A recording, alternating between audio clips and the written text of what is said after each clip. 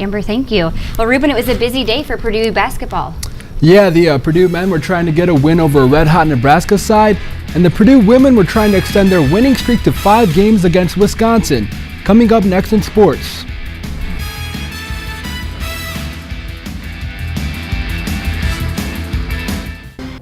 I'm Krista Henry. And I'm Alex Maragos. Here's a recap of our week on News 18 this morning. Every surrounding county is under some sort of travel restriction. But the main story continues to be that flooding. With all of that rain, Several of our counties in the viewing area are experiencing flooding issues this morning. Jim Bays is an Iwo Jima survivor in every sense of the word. He joins us now via phone from his home in Carmel. Join us weekday mornings from 5 until 7. Right here on News 18 this morning. And now, sports scores and highlights. News 18. Sports from where you live. The Purdue men facing a tough road game at Nebraska. The Huskers have won 7 of their last 9 games, including an upset win over Michigan State in East Lansing. And it was a Nebraska win today this afternoon as the Boilers fell 76-57. The Boilers were only down 9 at the half, but Nebraska came out on fire as Taryn Pettaway, the Big Ten's leading scorer, scored 29 points for the Cornhuskers.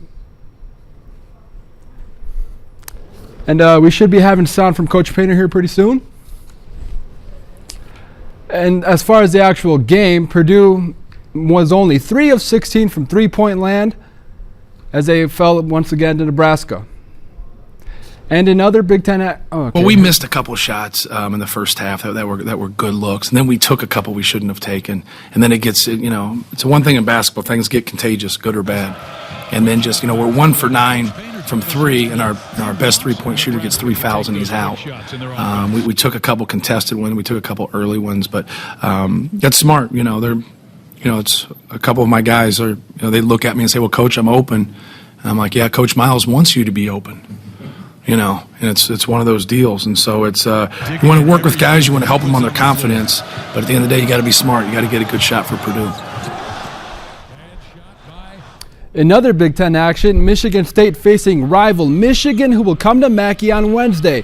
Let's pick up the action in the first half. Michigan State's Denzel Valentine lets the three-pointer fly. Let's go to the second half now. Game tied at 48. Michigan's Nick Stauskas gets the pull-up to fall down. The soft rims at Chrysler give the Maize and Blue the lead. Later, Nick Stauskas, who led the Wolverines with 25 today, including this in-your-face three-pointer as Michigan wins 79-70. In women's hoops, the 23rd-ranked Boilers hosting Wisconsin at Mackey. Late first half, Ashley Morris set nice pass to Whitney Bays, and Whitney goes to the spinner Rooney. The first shot is no good. The second one falls. She ends up with a double-double. A couple minutes later, April Wilson would find Lisa Clemens on the backdoor cut, and she puts the biscuit in the basket. Purdue up 29-25 at the half. Boilers started the second half on a roll. April Wilson had 8 dimes on the day, including this nice pass to Camille Radman for the easy deuce. Moments later, April Wilson working in transition. She hands it off to Courtney Moses, and the senior gets the runner to go off the window. A couple minutes later, Lisa Clemens finds April in the corner, and she buries the triple try. April led the Boilers with 18 points on the day. Boilers push it up quickly to Bridget Perry. She gets the bucket to drop, plus the foul. Purdue uses a strong second half start to cruise past Wisconsin, 70-54.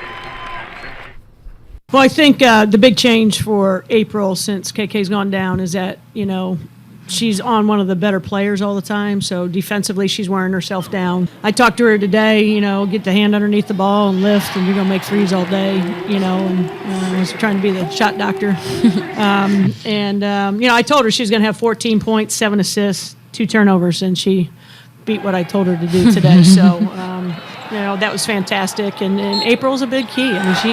Point guards are the catalyst of the team. On the high school level, boys teams with championship dreams all over the Hoosier State were given their postseason destinations as the Indiana High School Athletic Association released pairings for the state tournament.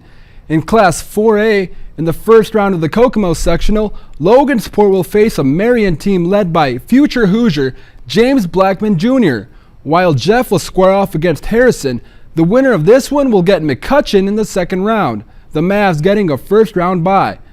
In Class 3A at the Twin Lakes sectional, the host Indians will face Mackinac. In the bottom half of the bracket, the Western Panthers will face the West Lafayette Red Devils. In Class 2A at Rensselaer, the host Bombers will take on Delphi in the first round. The winner of that game will get Winnemac in the second round.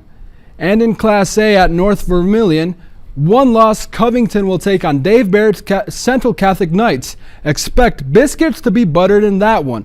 You can log on to WLFI.com to see more sectional pairings from around the area. Pairings for the girls' semi-states were released as well. All games taking place next Saturday.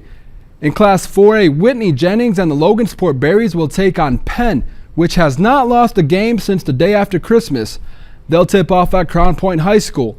In Class 3A, the Western Panthers will face the Norwell Knights, who have won 8 in a row, this game taking place at Warsaw High School. And speaking of Knights, in Class A, Central Catholic will take on an Oregon Davis team that stormed into the semi-states by winning their 2 regional games by a combined 71 points, this one also at Crown Point. That's a wrap for sports. We'll be right back after the break.